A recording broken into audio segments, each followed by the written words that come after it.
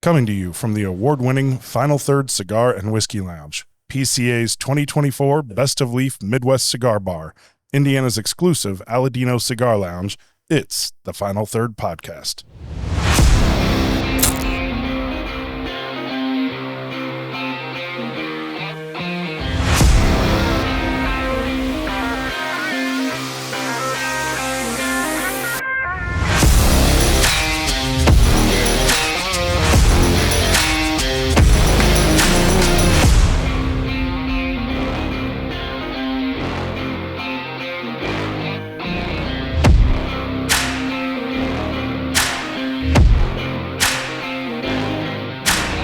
Welcome back to another Final Third Podcast. I'm Rob. I'm Will. And I'm Scott. And I am hurting. Scott, What's wrong, buddy? You Scott know, tied one on after well, the unfortunate loss. We'll talk about that later. yeah, so yesterday, I knew that this weekend was going to be a series of questionable decisions. It was obviously opening weekend for the Fuel at home in the New Fishers Event Center, which it was awesome. It was. But obviously, I drink some beer when I go to hockey games and drank some beer on Friday. And then we made the really smart decision to do Big Red's Bourbon Fest yesterday. We were all there. Legit. And we drank some bourbon, and then we drank some more bourbon. Well, we did start off with lunch with some bourbon too. I know. We went to going. Pawn Shop and then dinner. Me and Becky and Janelle out at HC Tavern and Nice, had that's some right. drinks there, and then went and pounded more beers and watched hockey. So I woke up this morning and I was like, oh man, I got the alcohol shakes, and there's only two things that fix that. It's either time or more alcohol. So That's right. I think it's probably time to break into a bottle. I think it is too. But we're going to smoke something first. Well, here, let's pour first to get Scott going here. Oh, thank you. Do that Thank you for that. I'm going to switch between coffee, water, and bourbon. There you go. So we had the new this year's release from Whiskey Acres, the blue popcorn. So do you know more about it than I do? I haven't even tasted it. Okay. All I know is that it's a special release. It comes out usually in December every year. Not a lot of bottles, pretty limited. It's a very small field that they grow this corn. I know that Nick at Whiskey Acres posted on Facebook that there were a few bottles left as of yesterday morning when they opened. So I imagine by the end of yesterday, they're probably gone. Their followers really do keep up with all their special releases. Absolutely. But this is a blue popcorn bourbon. It's actually 97 proof, and this is at least 4 years old. They don't put exactly the age on this one. I know they've told us before, but it's at least 4 years old. It's at least 4. Yeah, Yep. It says aged at least 4 years. Heavens. What? At least 4 years. At least 4 years. At least 4, but probably like 27. It's like Woodford. Yeah. That's minimum on those barrels. The minimum. Yes. Minimum Otherwise, age they blend and statements. everything. Yeah. That's always the way it is with these things. Yep. Minimum age statements. So that's Kevin behind the camera right now. Yep. That's Kevin's hand peeking in there. Kevin Morgan. No, dude, it's fine. We're gonna have you on the show here soon and talk about our new pick coming in here in the next week or two. So what you're telling me about this bottle is, if we taste this and we're like, holy crap, this is amazing, everybody should have some. Get some next year. You can't get it. Nope. There you And go. honestly, I'm sure there's somebody else that's distilled blue corn or blue popcorn before. Oh yeah. I So- can't remember seeing any though. I don't know. Maybe you have. Yeah, I think some of the Texas whiskeys maybe do a blue pop. Oh, that's right.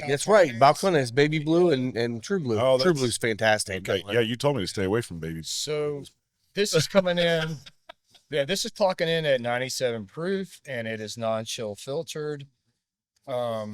Some of the tasting notes that they pull on this are caramel apple, toffee popcorn, fruit candies, which complement the rich warm oak and vanilla notes. So I'm telling you right now, in order, all those hit your palate. nice. I gotta taste it. They did a really nice job of describing the flavors on that. That's really good, actually. last year's was fantastic. This might be better. Oh, Yeah, the nose on it is really, really good. And So it's it's a little lower proof than what we might typically go with, but the flavor on this thing doesn't need any more proof. no, It's perfect. no. What's the proof on it? 97. Wow. Yeah. But it does drink very smoothly, but the flavor just continues to build. Of course, I'm guessing today, like everything's going to taste high proof to me. Oh yeah, after drinking a bunch of beer and stuff, Yeah. The finish on this packs a little bit of a wallop. It does. Like, it does. I'm surprised, like for that, like kudos to them. Man. And the flavor builds for a while afterwards, but then once it's gone, it's off your palate. It's very refreshing afterwards too. So. Oh yeah, caramel popcorn all day. Exactly. Yeah. Wow. So today, what we're gonna be smoking is this is the new Espinosa, which don't come in here and try to buy it because it's not for us. It's for Rudys up in Fort Wayne. Shout out to Rudys. So they've been waiting for this one for a little while. This is a blend that they created with Eric Espinosa and the boys there. So we're going to get into this one. I don't know much about this one yet. So we're going to smoke it, and I'm going to try to look it up, see if we can figure out what it's made of. Big time thanks to Rudys for bringing these down yesterday. Yeah. That's really it was nice one of their them. employees stopped by here and brought us some to try on the show. So that was really nice of them. I guess depending on how this thing smokes, you might be going up and get us a box. This is what's cool about this is kind of like getting a single barrel store pick, right? Yep. Like you picked your own cigar. You helped blend and design the flavor profiles and the taste and the consistency you wanted in it. And it's even more complicated, I feel like, and more complex than picking a single barrel because you had input in on what was going to go into this cigar, which is great. Well, that's the difference between single barrel, doing blending and single barrel stuff like that. You taste it. Yeah. With this, you're like thinking in your brain what each leaf tastes like. Let's put them together and see what they do. Nope, that one we will pull a little bit of that back, and then they put it together again, and then you smoke it. So it's a long. Well, it's like what we did, process. right? It is. Yes. The With the little fumas. Yeah, fumas. Yep. So typical of Espinosa. It's got a nice draw. Construction looks solid. Construction's great. I went ahead and cut mine just a little bit deeper to see how that cap held up, and it did great. Kind of a gingerbread kind of thing on the cold draw. Yeah. That's a nice. good call, Rob. Yeah. That's pretty nice.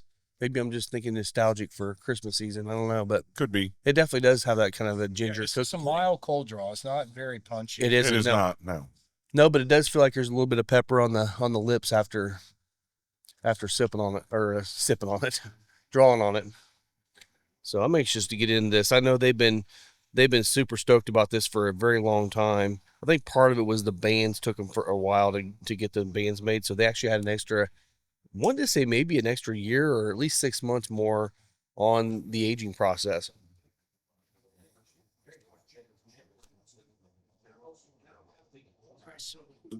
Oh yeah. Yeah. This works. This works just fine. I already know it's going to be good. Yep. There was no off taste even on lighting it. Yeah. It's just kind Nothing. of nice, Yeah. So, I got to think about this. Reminds me of another one of their cigars. Not too peppery, which is nice. It's really mellow, kind of laid back. Retro's got some kick to it. It's got some. Yeah. What initially pops in my head is the 10-year anniversary. Yeah, that's what I was thinking. That's where I was heading at first. Just because I get that nice kind of spice profile. Yeah. Yeah. I feel like this one could. It's going to transition, I would imagine. It might. Well, I'm anxious to see.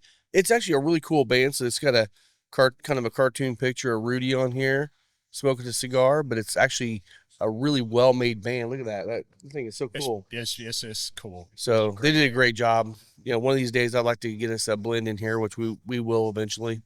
But kudos to you guys. Thank you very much for letting us try these too.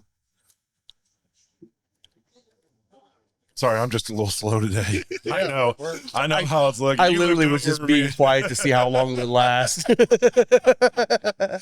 Scott falls asleep. We know we're going to keep talking. This is not good for the show. So we can talk about Big Red. Yes, let's do that. The us not getting a allocated bottle again. Or Nope. Right to buy. No winners. You were all losers. But I'm proud and happy that they put 48 bottles out. I thought that was pretty cool. Yeah. And 48 lucky people are gonna have a nice whiskey or bourbon this week. Well, and Cole Glazer was having way too much fun talking slowly, wasn't he? Yeah, Oh, he was man. having fun. Props to him though. He's he's been driving that event for years, and So Cole it's Glazer, always if you don't know, he owns all the Big Reds. I think all the Big Reds. I think he's Maybe he franchised some of the owner. Yeah. He's Yeah. he's definitely heavily involved. I don't Yes. know exactly that's his title, but He's a yeah. showman. Matt does a lot of posts on social media where he'll do tastings of just their kind of regular bottles they'll have in the store, and then obviously some of their allocated stuff. He gives some pretty good tasting notes, I think, and I think a lot of people enjoy being able to hear about that. And he posts pretty regularly on social media, so it's good. Well, they've got their store down in Greenwood, the Barrel Proof store. That's a great store. It is a great store. And honestly, so what they had on the allocated list, the right to buy list yesterday, was stuff that you would expect should be on there. Yeah. And the stuff that was not on there that you would think would be on there just because now it typically is, they just have events and they sell that stuff at the store. So if you're looking for an Elmer T. Lee or something like that, it'll show up down at that Barrel Proof store. You just got to pay attention to their social media, and they'll post on there, and it'll be, some sort of event, and everybody comes and lines up, and it's just when you get there and you get one bottle, and it's very democratic and very well done, and rewards people who go and shop there. So yeah, so like, speaking of Elmer T. Lee, like there's just this resurgence in popularity, I feel like, over the last couple of months with Elmer T. Lee. Like, I see it moving on secondary, not for crazy prices, but I just see it moving a lot. I see a lot of it coming on, and it goes immediately. And I think Elmer T. Lee's a good bourbon. I don't think it's the best thing on the planet. no, I think it's a $50 bottle. But Should be. Yeah. But it is a hot ticket right now. So I got one. yeah, that's right. You I did. way overbid it, but I got one. You know what? That was for a good That was for reason. God. Yeah, that was for Good for cause. Dirt's cause. Yeah.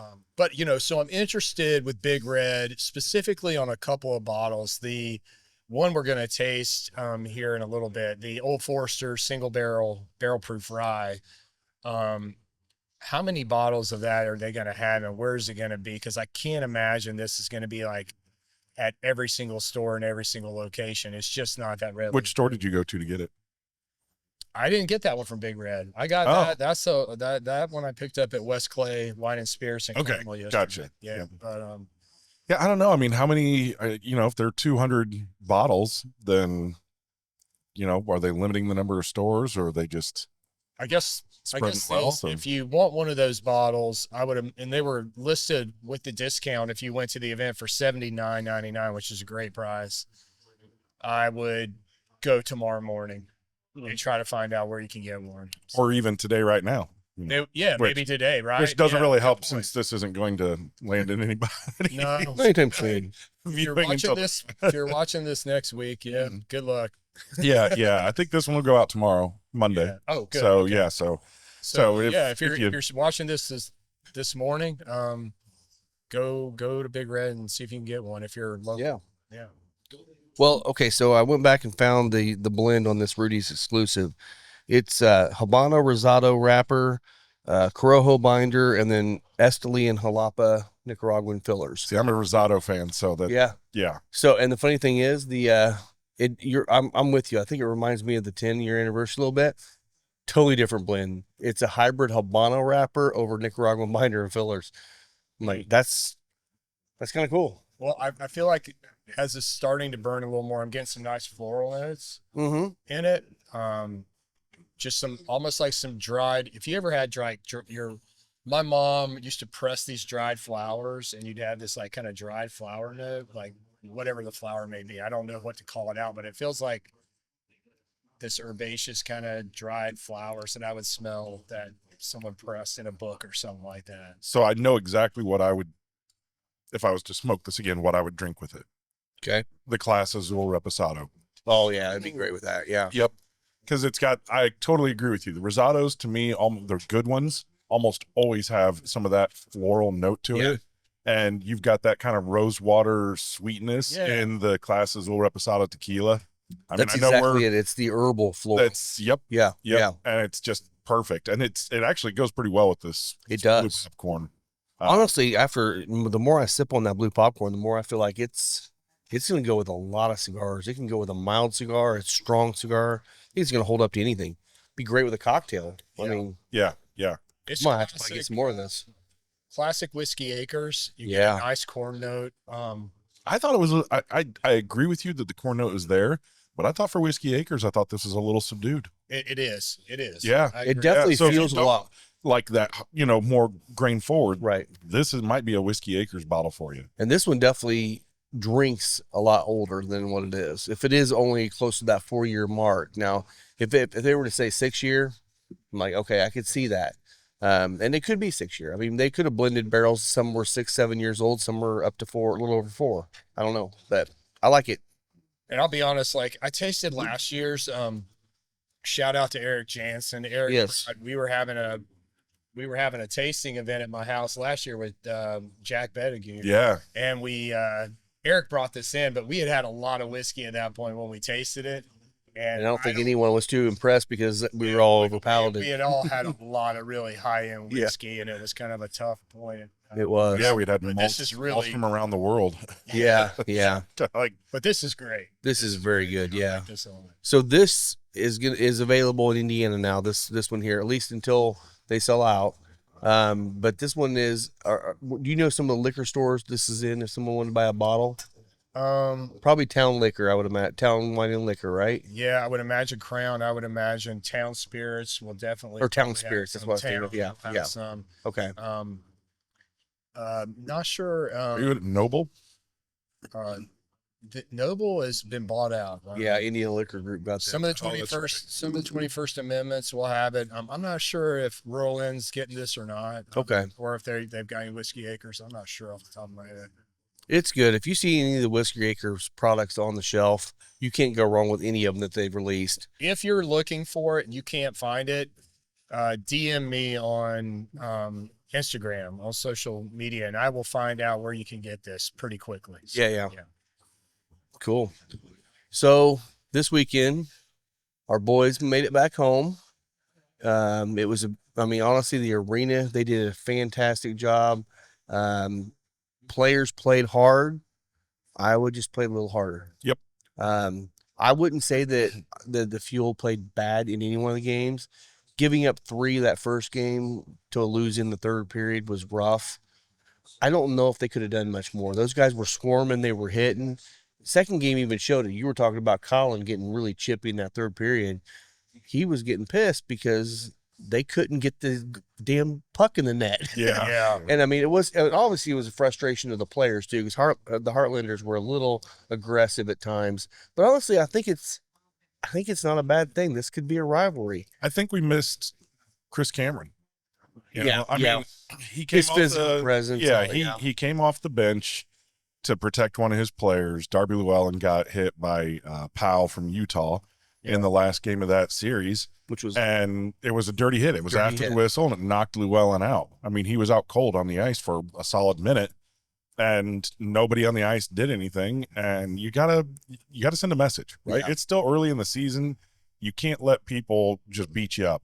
And Chris Cameron comes off the bench. And he's unfortunately, he's the captain, so he's doing it, and he's also kind of our enforcer, right? I mean, he's known as the guy that will get out there and bang. So he comes off the bench and gets a mandatory 5-game suspension. Yeah. And that was the league's hands were tied. I mean, I do get anything. that. Yeah. That was part of the rules. I'm sure they didn't want to, not have him at the home opener. They knew that was a cheap shot because the other guy got 5 minutes, I think, didn't he? He got 5 games. Yeah. Yeah. The other guy got 5 games too? Yes. Okay. Actually, I'm pretty sure it was at least 5. And Okay. Maybe more. Maybe. Because it was aggressive. It was one of those hits where you're just hoping he gets up. Yes. Yeah. It was bad. It was really bad. But shout out to Llewellyn. Llewellyn? Yeah. Yeah. He was back next game. Yep. So Darby played last night. He played this whole weekend. So yeah, and that was, it was just come up a little bit short. We lost 2-1 and 4-3, and we just had a lapse in defense in the third period on the home opener. yeah. We were up 3-1, and they scored 3 goals in the third period, and Yeah. 2 of them, actually, I think all 3 of them were within 2 minutes of each other. They were. Yeah, It was really, really Frustrating. fast. Yeah. Yeah, And then last night went to overtime. They were dominating overtime and then gave up the goal. It happens. I mean, at least we got a point, right? Yep, So you got a point. there is that. I think that takes us back right into the middle.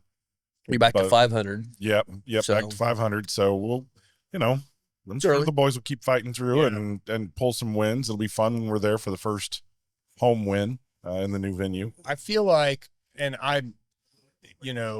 again, you guys know this, I'm a hockey novice, right? Yeah. But I really enjoyed watching them play. But what I observed from the team, at least in the beginning of each period, the Fuel came out and just aggressively attacked real hard, I felt like. Yeah. And then they kind of waned a little bit towards the end of each period. I don't know if it was them running out of gas or, because they have all these different formations and they pulled all these players in and out constantly, but it just seemed like there went from this really intense aggressiveness to kind of a little more laid back.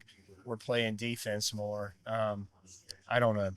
But shots on goal were incredibly low last night. They were. It was, what, 15 or something? Something like that. Yeah. When you're averaging 5 per period, that's at least half as much as what you should get. Yeah, and that's goalie only having to do his job half the time. Yeah. Right yeah.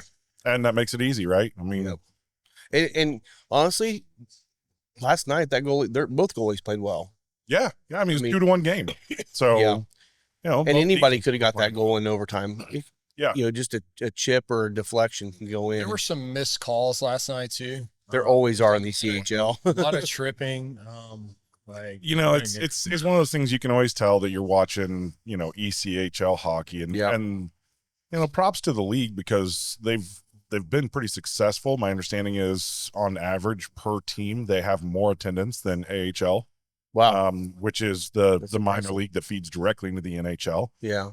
So it's popular, right? They've picked good cities. They've got good teams and good ownership for the most part. I know that they had 2 teams that folded out of Canada, but that was a specific owner issue. But we're talking 34 teams. Yeah. In the league, and that's a big league, right? Yeah. That's not being the NHL. That's big. Yeah. And then you look at the show that they put on, and it's new venue. You're dealing with ECHL. You're going to always have rough times with the refs. You're going to have rough times with production. We talk about flow sports and how much it sucks. Yeah. And some of that is the teams and the feed that you're getting, but it's fun. When you go to the games, it's a blast. You just got to remember, it's not the NHL. Right. It's going to be different. Yeah. It's not as fast, but it's still, I mean, you can see these guys know how to play. Yeah. It's not like the Indy Ice when we had them. No, it was not like the watching high juniors school or kids that didn't anything. make the team. Yep. Now it's like you got guys that actually are trying to feed into the NHL at some point. But Exactly. Yep. And who knows? Somebody like Goudreau, our starting goalie. I'm anxious to see Verbatic play. Yeah. He's a big dude. He was a head taller than Goudreau. And it's like, you got a little bit more of a wingspan. No, last night's like, how fucking big is that guy? He's big. It's like, Con, you met him. Yeah. Remember when you hugged his belly button? Right? Yeah, I was impressed too. With everybody's level of athleticism, definitely a lot of solid athletes out there playing. A lot of fine motor skill, detail and just that I was just really impressed with. This is a young man's game, man. Yeah. It is. Yeah. Yeah. You start Most of pushing them are 30. most of them are starting to think about retirement at 26, 27. It's a rough game. Yeah.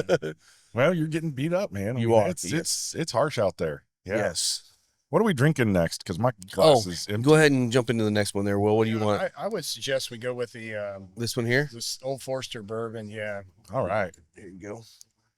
I'll let you do your thing there, and I'll suck mine down now. So I got this. This is a 100 proof Old Forester single barrel that was picked by Fox Garden, which is our local restaurateurs in Fortville and Bongies and Oleo Road and Fishers and Smokies. Lapel and Smoky or Smokies and Lapel. Concession stand. Yep. But what I love about this is that they proof this down to 100. And so that's kind of my pet peeve with the Old Forester single barrels at barrel strength.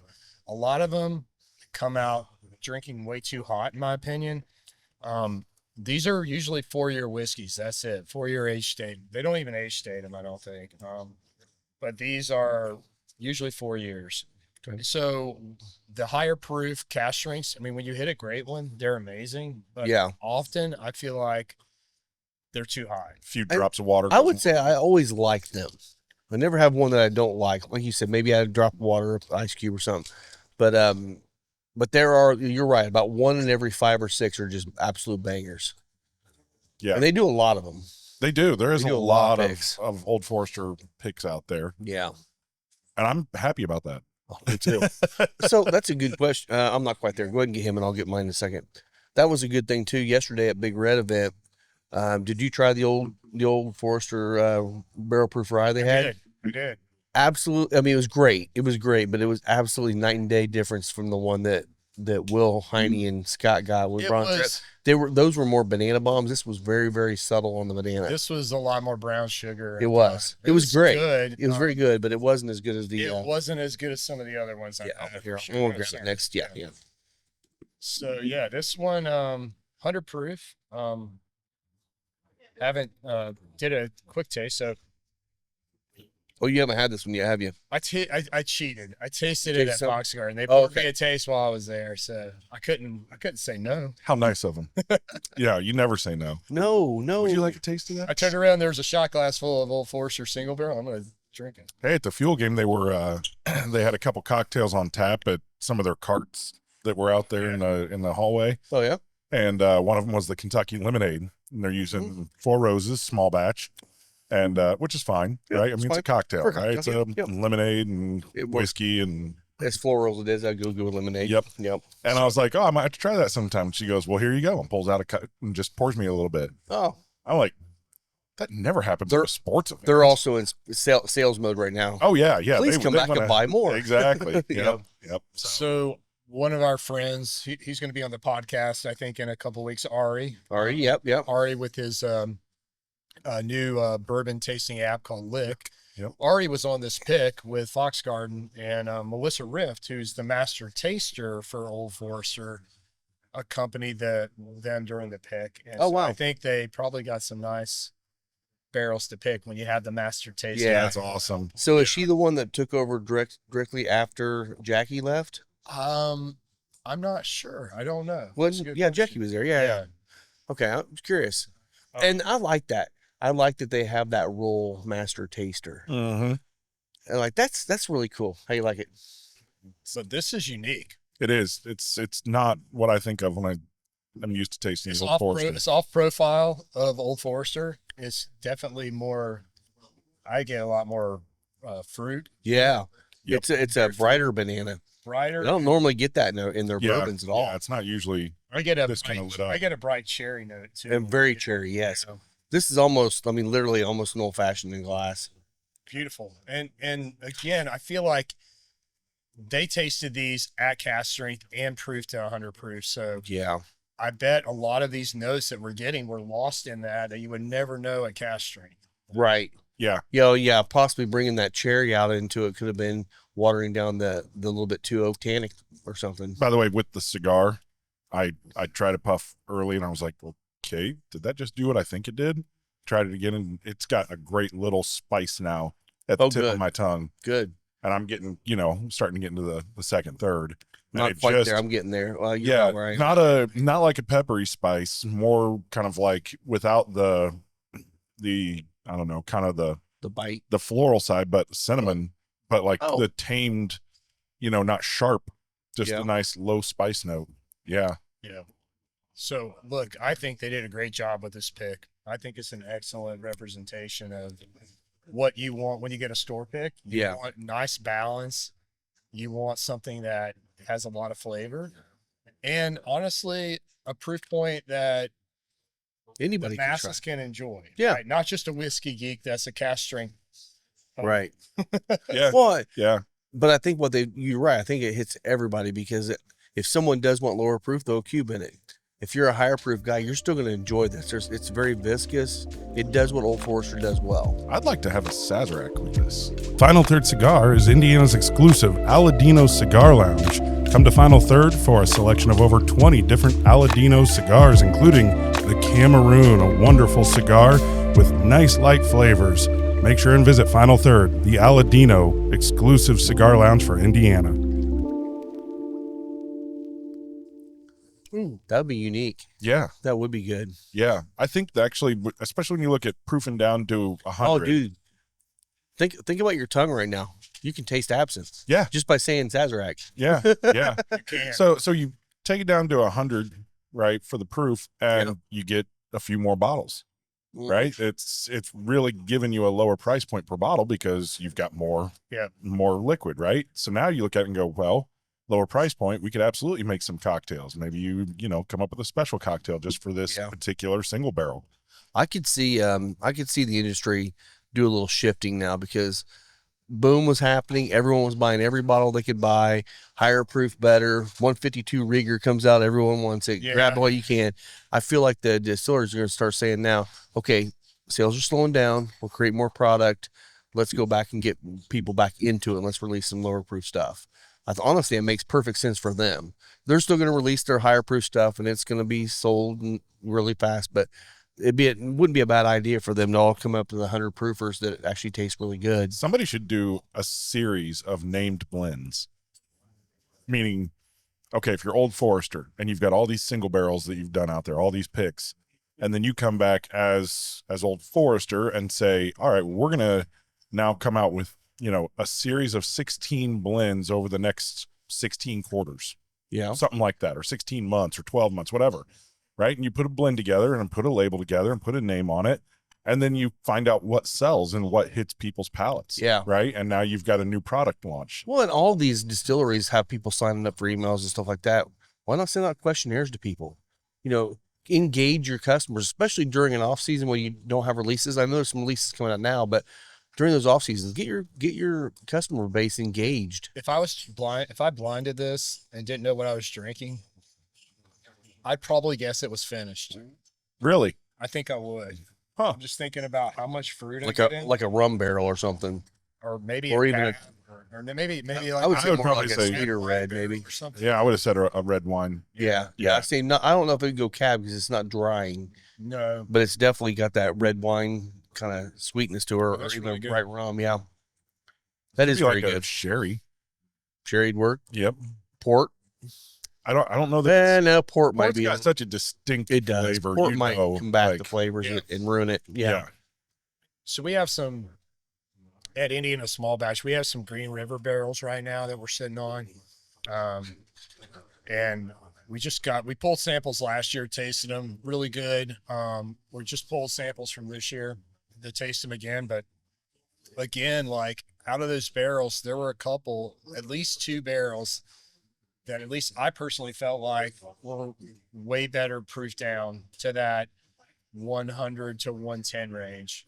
And these were over 120, all of them. And some of them were great there. Others did better and opened up and had a lot more flavor at that lower proof point. So again, That's good. it's not always high proof, man. Well, look, I mean, somebody figured it out a long time ago when they came up with the Bottled and Bond Act, right? Yeah. I mean, they realized, okay, 100 proof, really good target. And if you want to make sure that you have a good bourbon, then here's what you got to have: 4 years, right? 100 proof. That's requirements. Yeah. And I haven't had a Bottled and Bond from anybody that I have not liked.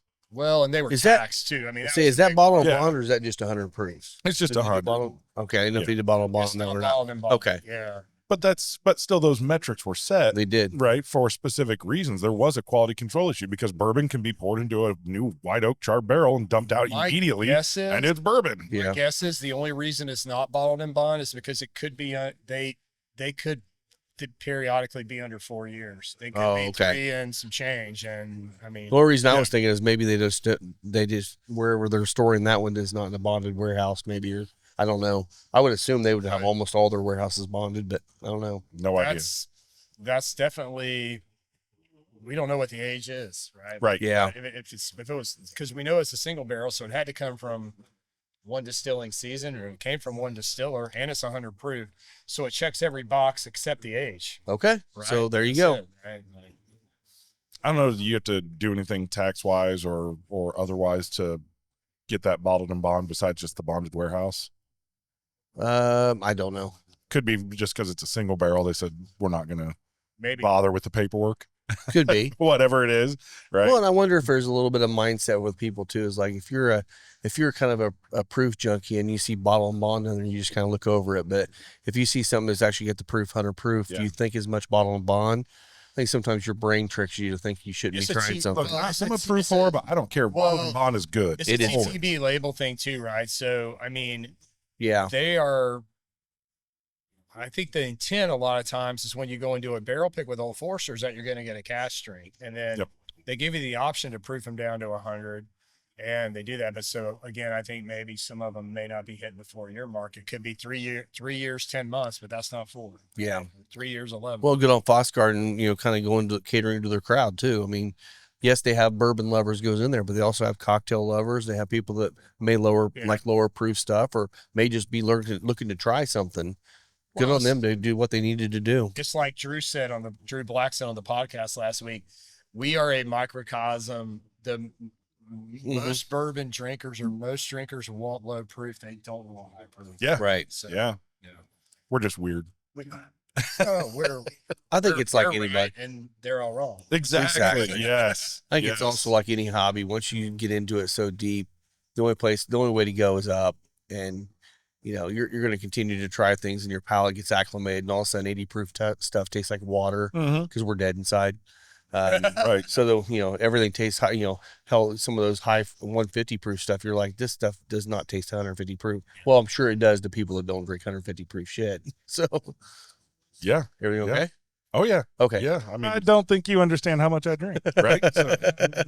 We're getting to know. Getting to know. I know. Everybody's learning. I think Scott's liver knows this morning. So I thought we should talk about college football playoffs. Oh my goodness, what a train wreck that's going to be. This is going to be crazy. So I pulled this up when I was over waiting on pick up my bourbon. So we're going to have the Battle of Indiana. First round. We got Indiana versus Notre Dame. Wow. I mean, Who would have thought that would have mattered with football? Yeah. Right? I will tell you, out of some of the teams that you could have played, I'm not mad. Notre Dame's not a bad draw. No, it's not a bad draw, but I mean, I'm thinking Penn State, I think they would beat them up, or at least they would give them a hell of a fight. Yeah. Ohio State, they already feel like they have their number. Some of these teams, I mean, who wants to play Oregon right now? Nobody wants to play Oregon right now. No. So the winner of that game, the winner of the Indiana Notre Dame game will go on and play Georgia.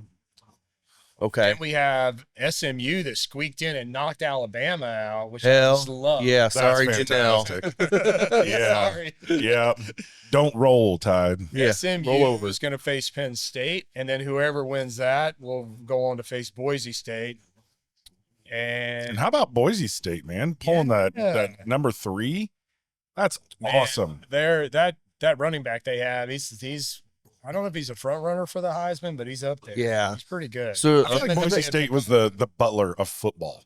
Right? Kinda, like old school. When Butler IU is this year a little bit too. Yeah, but all I of a mean, sudden, Big like, Ten, and they should have had good programs. They Yeah. just, haven't. But Boise State, they've just continually made their program a winning one, and they've never been given a shot ever, right? They always get locked out. So is the way it's set up, you'll play 4 games to win it all? Or is it 3 games? So there's 4 that have a bye. So the 4 that have a bye could win in 3 games, but the rest of them will win 4. Yeah. Okay. So the 4 that have a bye are Georgia. Well, let's go with number 1. Number 1, Georgia. Number 1, Oregon. Number 2, Georgia. Number 3, Boise State. And number 4, Arizona State. Okay. And so again, with Oregon, they'll face the winner of the Tennessee-Ohio State game. So I love that matchup. I think Ohio State actually may favor that against Tennessee. Yeah. And then lastly, Texas versus Clemson will face Arizona State. With that bracket, I see Texas going all the way. I'm with you. Texas gonna run the table. I'm there with you. and end up in the championship. Yeah. And then the rest is just going to come down to. You kind of got a good side there. I mean, you got Notre Dame. I mean, obviously Notre Dame's a great team. Georgia's a great team. All these, but those 2 teams, I mean, they could beat them with the way they played this season. Yeah. Now, I don't know if you meet up with Oregon at the end, you're going to be able to do it, but I don't know. Because they would play Oregon before they got to the championship against Texas if they made it that far. So Yeah, Ohio State or Tennessee, they got to go through Oregon. So Yeah. that's going to be. So when's the first game? the first game, that's a good question. I think it's like, is it next weekend? That's what I was wondering. I don't know. Maybe next weekend. It's a little bit nicer. They don't have to wait until January 3rd to play your game. We've Yeah, been no off for, kidding. for They're a going to have month. to start in December. Yeah, I think that's big. Maybe, I maybe do 2 too. weeks. I don't know. I think that might help every team. You're still in the groove. The only ones that's going to hurt is the ones that maybe have an injury that could use an extra week or two. Well, I was gonna say it does. It's kind of helped Indiana that they did not go to the Big Ten championship, right? Because you I had think the so. extra week. You can make sure that you're healed up. You're good to go. Well, and also if they, Penn State, because everything happened to where we're literally just, they had to pick certain, whatever the rules were, strength of schedule, whatever it was for Penn State to get in, not IU. I think if IU would have went into that after getting beat by Ohio State, they would have been knocked out if they got beat by Oregon. Mm-hmm. So that definitely helped them stay in. I think Indiana's got a pretty good shot to move on first round. I think so too. I think whoever plays Georgia, whether it's IU or Notre Dame, it's gonna be tough. That's gonna be a battle. Yeah. But I mean, Georgia's good. Georgia's good. But they're not dominant like they were last No, year, couple year years. before last, where it was. Yeah. Yeah. Yeah, they're not. They're Not I last mean, year, but year for last. Look, you even look at the Oregon game. You look at that score with Penn State. It's not like Penn State, went out there and just blew it. Like No. Oregon won, They did. but it was a game. It was a game. And that's And maybe That that's just just says showing there's- that the top 12 are actually a little closer than we all think. probably the timing for the 12-team playoff matched up really well with the whole, opening up and players being able to move from one school to another without any Yeah. kind of penalties or anything, and the whole NIL and now starting to get paid. It's just like the timing just kind of worked. And I would say that, especially if Oregon does not win, or if somebody like Indiana wins, or even Boise State wins the championship, that just proves this was the right move. Yeah. Right. Thank God we're done with the bowls and all the, they ranked and split championships because it was the coaches poll or the USA Today poll or whatever. I mean, man, I've never been interested in college football until the last 2 years. Yeah. And that was knowing that we were coming into this 12-team playoff and knowing that, okay, now we're back to reality, right? Well, at this point, every team that was number 5 that bitched and moaned for the last, 20 years, they have no say so now. If you're number 13, I'm sorry. Yeah. You did not finish in the top 10 teams. You didn't belong. And I'm so disappointed because South Carolina was so close. Oh, they were. On that bubble. And I know Alabama probably would have still beat them in if it wasn't SMU. But, next year, man. Yeah. There. Hey, So, I'm excited. I love this playoff profile or this format. Thank you. Yep. I love this. I think because I always hated the short little 4-game or 4-team playoff. I just feel like it was always a bias.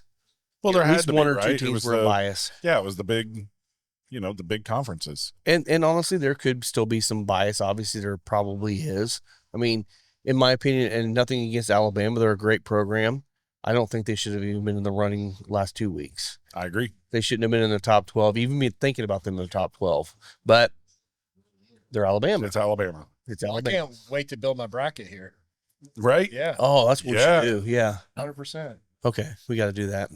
Yeah. Be fun. Yeah. Although it'll actually be broadcast after the first rounds of games started. No, we're on. Once we talk about No, I next think week. we're on Monday, right? Yeah, but next weekend is the oh, you mean do the bracket now? Well, we don't have to do it now. Oh, but okay, Yeah, okay. you're right. Well, We we'll can post it or we'll something. review it. Yeah. We'll post it. Yeah. Keep an eye out on the socials. So, what do you? I'm just curious. Like, what are you getting on the retro on this?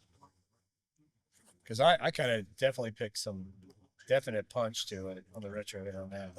Yeah, and you guys are a little further than I am. Right now I'm still getting a little bit of floral on the nose, and then after it sits for a few minutes, and all of a sudden the pepper kind of hit. Not black pepper, more like maybe like a white pepper or cayenne pepper kind of thing going or I something. think this one has that.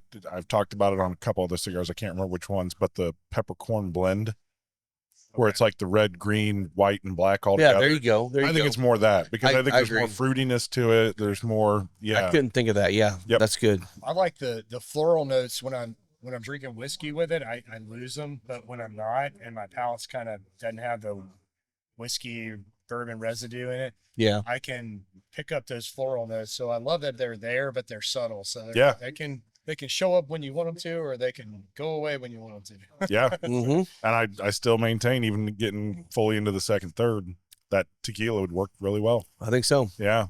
Yeah. And honestly, I think tequila just goes great with Habano. Yeah. So, I mean, that's just got that nice baking spice things that will play nice with the sweetness of a tequila. I kind of wonder if a rum would go really well with this cigar. I'll tell you what rum would. That Moondrops rum, the cast drink. Oh, yeah. Yeah. Hemingway. That would be good. Hemingway would go good, yeah. The Florida Cognac would go pretty well with this. Yeah. I just feel like this could actually handle a little bit more strength than a typical rum at 80 proof. True. But I think it's a flavor thing at that point. It's a flavor thing. I think it's yes. I think you get some of these rums that have not just the sugar notes, but there's some lighter, notes that come through that make you think of like boat drinks, right? Right. The coconuts and things like that. That those flavors can come through in some of the rum, and I think that would go really, really well with this. It's definitely a medium cigar to me. Yeah. I think at times the retrohale comes across a little bit stronger than a medium, maybe a medium plus, but overall I think the strength of this one is right at a medium. I mean, honestly, right now maybe a little bit below a medium. Yeah. Nothing wrong with that. It's no. I love it. It's definitely going to hit more palates that way. Yep. I mean, if you're a mild smoker, you could step up to this, and I think you'd still enjoy it. If you're a strong smoker, you'd still get the similar notes you like out of strength. I'm really impressed. Well done. Rudys did a great job. Yeah, well done, guys. Joe, again, thank you, and thank you guys. Whoever brought that up, I didn't see who it was that brought it up here, but thank you very much. We were drinking bourbon at the time. We were. Yep, a lot of bourbon. A lot of little tastes. A lot of little tastes. It's amazing. Little tastes, they go a long way. So we should talk about a couple of the ones that we were surprised about, whether it be good or bad, that you tasted yesterday. Man, I'm gonna have to put some thought into it because we just tried so much. We did. And sometimes I will keep notes, and I didn't. I don't know. I don't know what the deal was yesterday. Maybe a little bit off my game, but yeah, I did feel it. Well, and you and I both, I think, said the same thing. We tried the 116. the old Granddad. Old Granddad Yep. 116. I know some people call it peanut butter taint. Who was that? Was that Mike? But that's the 114. Oh, that's the That's 114. just regular. Okay, Yeah, we okay. call the regular 114. This one, I didn't honestly, think it was peanut butter at all. It wasn't. I mean, if it was so subtle, but it was also underwhelming. There wasn't anything really exciting about it. It was just like, oh, You get a lot of oak in it. yeah, that's As you about would it. expect for a 16-year Yeah, aged bourbon. Look, if there it wasn't been a lot of 70, complexity. 70, $75, I would have been like, now it could have been. We've already had 20 other pours when we tried it. I don't know. Maybe that yeah. could have taken it down. But but the $200 price point, man, that's That's just a hard thing. that's really hard to justify. I mean, you got to have something pretty amazing out there. So we did walk up to, I can't remember whose booth it was. I'm even going to call them out because there was a couple in front of us. And there's this little redhead. She's trying things. She tries one, and there is no doubt what she thought. She's over going, ugh, ugh. I'm like, I thought she was wow, I going to guess scrape her tongue. with her this finger. poor guy's up there trying to pour, here, try this one. She tries it and like, your stuff sucks. Have what she's not having. Or not have what she's having. Oh, it was fun. It was pretty funny. She did not enjoy that. I will say I probably saw more drunks this year than I did last year. Oh, I felt like there were a lot more people stumbling around than I remember seeing. there was a last few year. stamblers out the door. Yeah, There were yeah, a lot of Ubers being called. That's for sure. Yeah, We saw a guy hit the ground outside when we were leaving, and he basically got picked up by a guy walking by, helped him up, and then he insisted on kissing this guy's hand after he helped him up. The guy's like, no, No. please, and you can't tell a drunk guy no. No. Like, You just gotta let him, hump your leg and move on, right? Yeah. I tell you, it's nothing, no big surprise, but one of the best things I tasted there yesterday was the Hard Truth lineup. Mm. I thought everything I tasted there was just so good. Well, Scott tried the High Road Rye for the first time and didn't realize we had it up. He's like, yeah. damn, that's really good. I did too.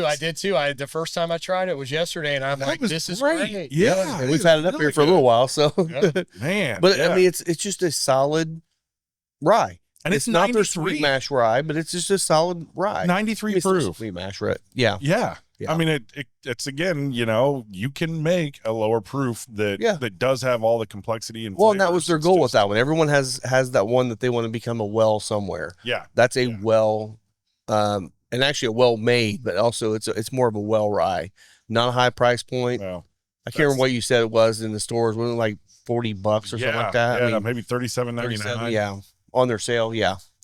Yeah, that was a big surprise. Now I know you like the bourbon cream from. Yeah. Where was that from? That was actually Ben Holiday, wasn't or it? Ben Holiday. Ben Yeah. Holiday. Yeah, it's their whatever ranch side of it. The Irish dairy Irish cream. Yeah, Yes. yeah. That at home. Yeah, we I got some on Yeah. order. I'm like, well, shoot, I want to try it because I mean, I love an Irish coffee in the morning, and we had a few people that liked it, so I'm bringing that back because I haven't had a good Irish or a good cream. Period. It was a bourbon cream since Iron Shoe when you guys used to distribute Iron Shoe.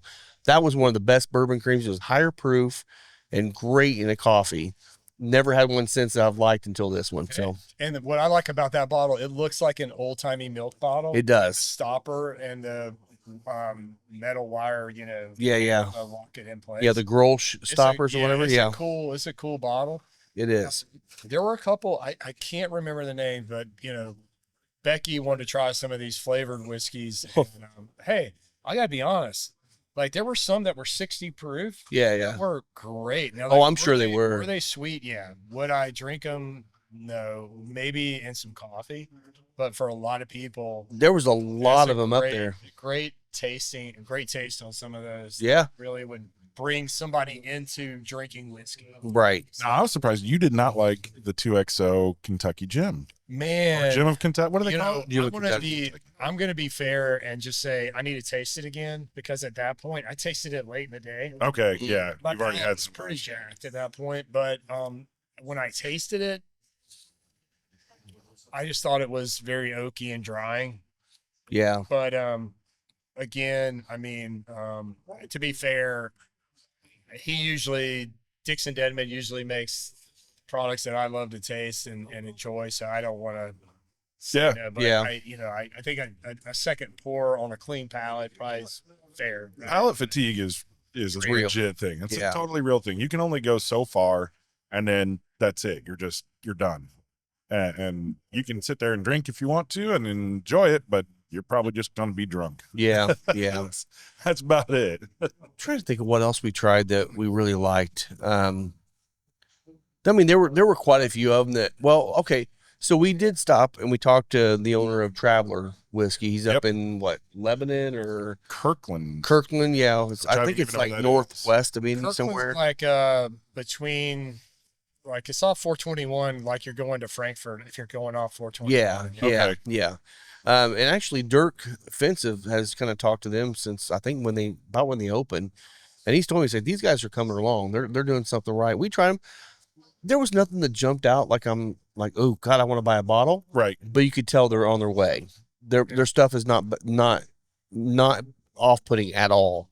No, It's just it was a little young, it was a little young, Yep. and that's okay. They'll get there. but good stuff. Yeah. But I mean, think they're they've only making been progress. distilling for like 3 or 4 years, Yeah. and so their So stuff's they not got even really 900 aged yet. barrels right now. Yeah, Yeah. so Yeah. So that's so those would be a nice one to see another distillery in Indiana starting to do something. we had a lot of people talk. We asked about sourcing, and everybody was completely open and honest about it. And a lot of people obviously sourcing from MGP, and we had to keep saying that's not a problem. No, that's a We're good okay." thing. And they They're said, like, yeah. we know, but everyone else. I'm like, I know. Actually, there was a few of them that commented and said, yeah, it doesn't seem to be as much a thing anymore. No, Like, it shouldn't be. People don't see it as a problem like they did a couple years ago. I mean, I think it's one of those things when you first get into whiskey and someone tells you, oh, yeah, that's just MGP. It gets in your brain like, oh, then that must not be good. I shouldn't like that. It's just Yeah, MGP. well, when you're Until at- you start tasting a bunch of MGP, stuff that's been sourced, you're like, oh, this is great whiskey. And one thing you have to realize too at these tasting events, some people that are there pouring actually know the product. They're from Yeah. the distillery or they're from the brand. They understand. They can talk and speak intelligently on it. Some are just hired people to pour that have never seen this bottle, and they're Right. literally just there to pour it in your cup. And if you ask them a question, you can know pretty quickly they don't know. Yeah. And they're also honest, Yeah, like you yeah. just asking, do you work for We the asked a distillery? bunch of them, yeah. And there was 3 or 4 of them that said, no, we're just, contractors. Yeah. Yeah, we It's just like, come up okay, with so more. you know the talking point. You Right. can't really answer any questions. That's okay. Now, one young girl we talked to was fantastic. Yeah. She didn't know the whiskey, but she was honest about, oh yeah, I'm a contractor, I do. So we're like, so you like going out and pouring for events? She's like, I love it. I'm She like, was very personable That's and Yeah. definitely and then could there's be in the the other business. one that we talked to. And she was literally shitting on 2 of them that she thought were horrible and making people try the one. And I'm like, I'm sorry if I'm the brand out there trying to sell 3 different bottles, and you're telling everyone this is terrible, don't try it. You are fired. Yeah. I'm like, what the hell? And she was a contractor too. So I'm like, come on. The woman that was pouring the rabbit hole was really sweet because I said, okay, I'll take a Cave Hill, and she's like, I'm like, okay, yeah, you don't And we're like, have you ever heard of sucralay? And she's like, what? And I'm like, yeah, you're not from rabbit hole. You know, lots of times you can tell based on either how low cut the top is or how tight the shirt is, whether or not they're a contractor. It's like, oh, if it's tits and ass, then it's a contractor. You're a contractor. You cute, but you dumb. Yeah. You're definitely right. Love the shirt, man. That's awesome. Because we went to Travelers, you know. Wait, was it? Yeah, it was Travelers. Traveler, yeah. And actually, I had those 2 mixed up. There was another guy that I was talking about that his stuff wasn't very good, but he was very adamant about his brand. But with Travelers, like you had him, the guy, and then you had the distiller, which the distiller looked like him and Alan Bishop could be best friends. Yes. You know, they're just farm guys. Like I'm distilling stuff. Let's go. There were a couple of new brands out that are up and coming that I'm not going to name them because I'm not going to shit on their product and tie them to their name. But I will say that their product was way too young. And I get it, man. You got to release stuff. You're either going to source or you got to release it. Yeah. You got to make some money. It's a gamble, but I mean, honestly, some of these young bourbons were just so grassy and so weedy and just so, it needs more time in the barrel. Agreed. That time heals all wounds, right? Especially with whiskey. So, yeah. But kudos to some of those younger brands for being there. Yeah. Because you could have gotten lost in the Stoli and Campari and Brown Forman booths and all those different booths. You could have got lost in all those. And all of a sudden, you see it over here, and there's this little guy over there standing there. No one's up there. I was like, yeah, what was that? The one I tried, was it SB? SB? Yeah. SB House. SB House, yeah. And that was the owner, and he was really, really energetic, and he was telling the history and like where the label came from and all. He was talking about they're now the like they're in the well at the Watergate Hotel, which okay, cool. Wow. I mean, I think he was sourcing from multiple places. He said MGP. I thought he was the one that had different places. Because there was one guy that was doing stuff a lot like Drew. He was sourcing good barrels and putting them in there. Now I think the barrels that I've tried from Drew are definitely better than the ones we tried there. But he was doing a very similar model. So alcohol shake pour right there. Yeah, we're moving on to taste number 3 here, and I want to talk. I got to tell you, do the thing. I've been a fan. This is Wyoming whiskey. I've been a fan of theirs the last couple of years. They really make some good product. This was basically started. They hired Steve Nally, who's now at Barstown Bourbon Company. Steve, I think, used to be at Maker's Mark before. Okay. He left there, went out to Wyoming Whiskey, and created product for them when they were starting up. And then he left Wyoming Whiskey, not on great terms, but okay terms. I think they all get along now. And he's at BBC as their master distiller. Oh, okay. Barstown Bourbon Company. But so this is a single barrel bourbon that was picked by West Clay Wine and Spirits. It's 120 proof. It is, I want to say, I thought I saw an age statement of at least 5 years, but I don't know if that's even on there. Oh my God, the flavor just blows up in your mouth. This is a flavor bomb. Oh my God. The nose on this. Oh, it's great. It has a, like, I mean, you said Wyoming, and so maybe it's just playing tricks in my head, but it absolutely has a bit of a prairie grass light note to it, not in a bad way. Yeah. It's just, I mean, I almost think like I'm back out in South Dakota and Wyoming, and we took that big trip out there a couple years ago, and just big old prairie lands where they're just mowing down hay for miles and miles and miles. So you said this is a West Clay pick, so they got this for sale at West Clay? West Clay Wine and Spirits. And this is one you should go buy. I agree. This is insane. What's the price point on that bottle? I want to say it's $80. Done. But here's the thing, like, I haven't seen a Wyoming whiskey single barrel store pick anywhere around here. And so No. when I saw it, and I knew I liked the product, and I know I like their whiskey, I think they've made good juice. I was all over it. I mean, the baking spice on the nose is like out of this world, like crazy. This has got one of the longest finishes in a bourbon I've had in a very long time. I mean, it goes on for at least a good minute. That's so good. Wow. And this is one I could see going well in a Sazerac too. Yeah. It's got a nice little kind of, I don't know, oaky char note that is at the very far end. It's got a ton going on in that one. So wow. That was the one I was wanting to stop at, and we kept forgetting. We would walk by and forget about it, and we never went to the Wyoming booth. So they drank a lot. They have a bourbon, they have a rye, and then they have what's called Outrider, which is their blend. It was supposed to be a rye. So the story goes, and I forgot the name, the owner who owns Wyoming whiskey, but Thank you to sponsor Deadwood Live. Derek with Deadwood Live is producing top quality live edge products as well as bourbon themed furniture. If you've been in the lounge, you've seen the custom live edge table and barrel stools produced by Derek. Be sure to give him a like and follow on Facebook at Deadwood Live. That's D-E-D Wood Live. he was on Bourbon Pursuit podcast. I don't know, maybe about a year ago. He was telling the story about when Steve Nally was there. He's like, Steve, we want to make a rye. We want to make a rye. Steve's like, I'm not making rye. I hate rye. I'm not making rye. I refuse to make a rye. I'm not going to make a rye. And they're like, well, Steve, you know, you're kind of contracted with you. You work don't with really us. have a choice in here. We're telling you to make a rye. He's like, well, I'm going to make a rye, but I fucking do it under protest. I don't want to do it. It's shitty. It foams up everywhere. I hate distilling it. It's a pain in the ass. It's hard to clean. Steve, make the fucking rye. All right. So he makes this, what was supposed to be a rye, and Steve left shortly thereafter. Oh no. And when they were running their chemical analysis on this, guess what? It ain't a rye. It's not like 50 point. It's not 51% rye. It's like man. 50 or 49.9 or. He just little jab in there. He called. The guy called Steve up. He said, Steve, this isn't a rye. He's like, I told you I wasn't going to make a fucking rye. Call it a high rye bourbon, So buddy. they call it Outrider American whiskey, which is still really good. That's But funny. it is not a rye. So I just think that's the. Good on him that's for a hell standing of a on his story. laurels, huh?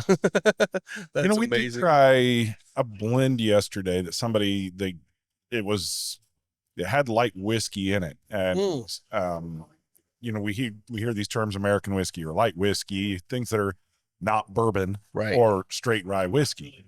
And sometimes that kind of throws people off, and they don't buy those because they're like, oh, I'm a bourbon guy.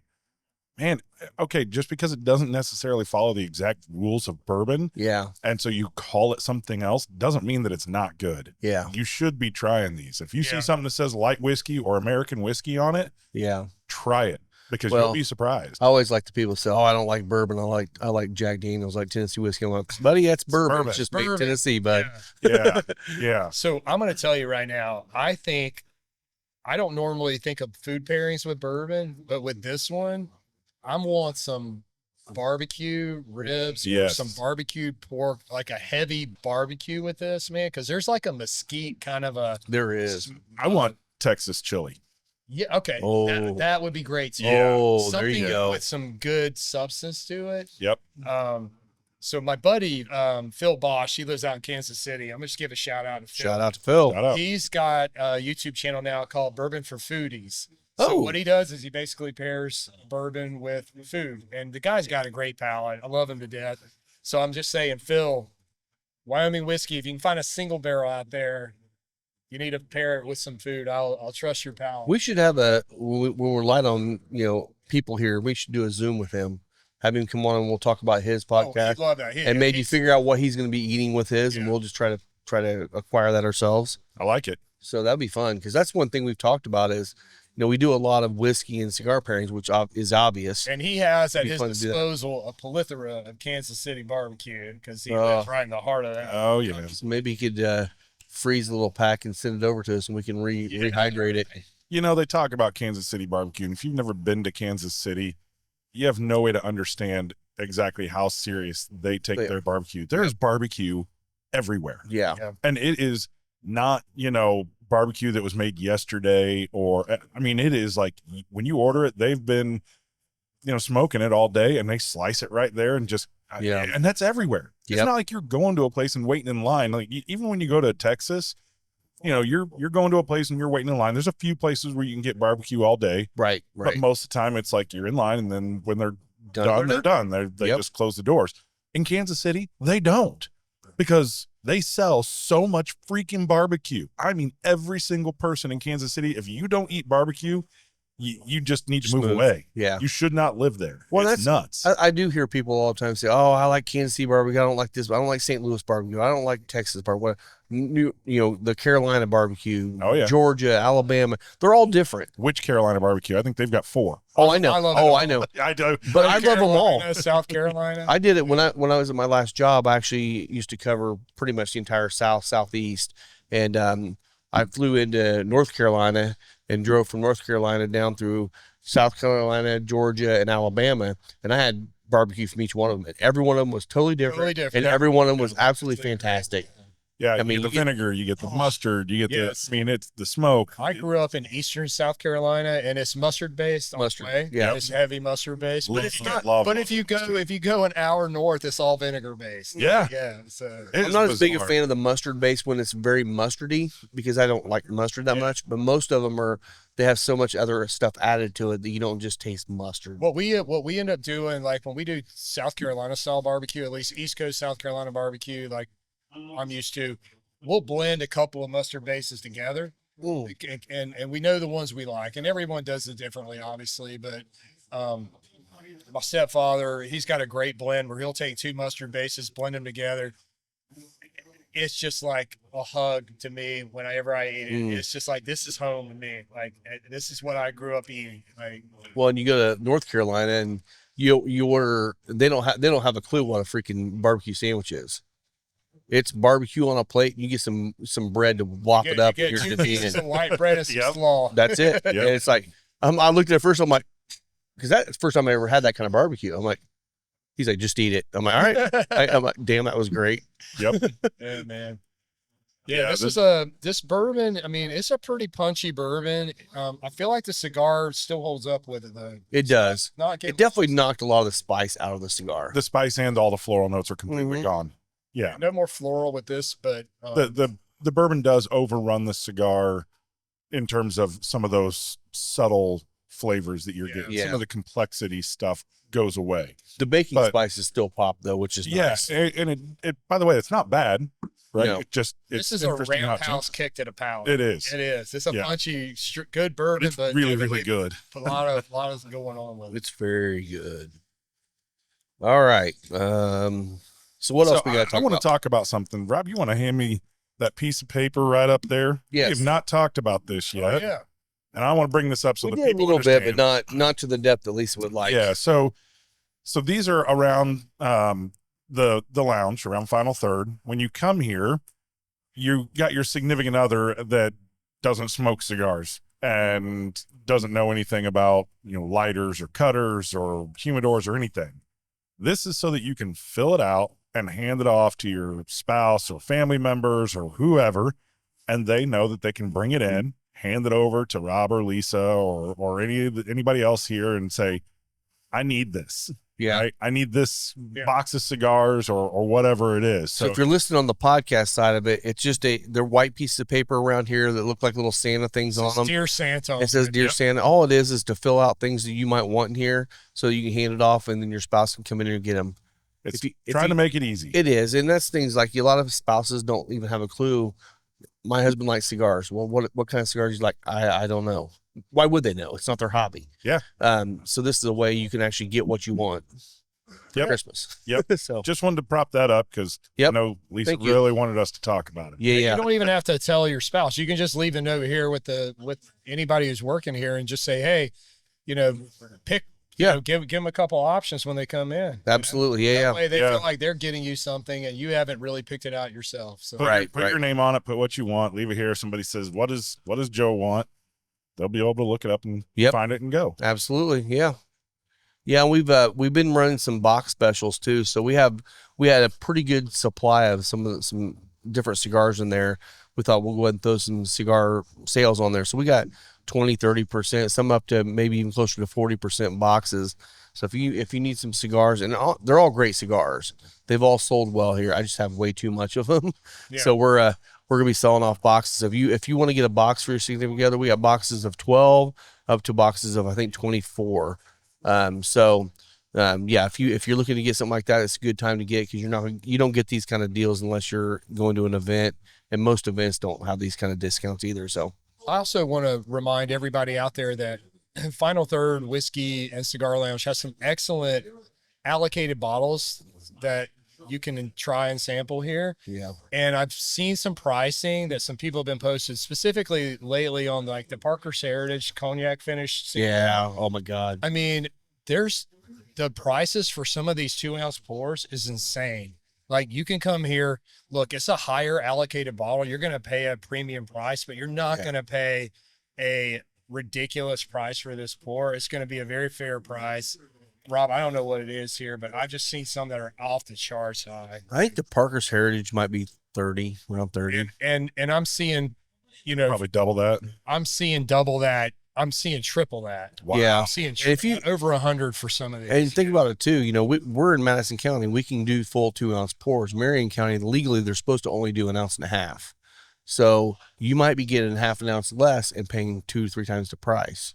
So it's a great place to come out here and try it. Not everybody does that. I mean, some of them will sneak it in there, but they legally are allowed to only do that. So, but you won't. I just, you know, I know all the places around here that have highly allocated bottles for, you know, pours, and you're not going to find better pricing anywhere around here. Yeah.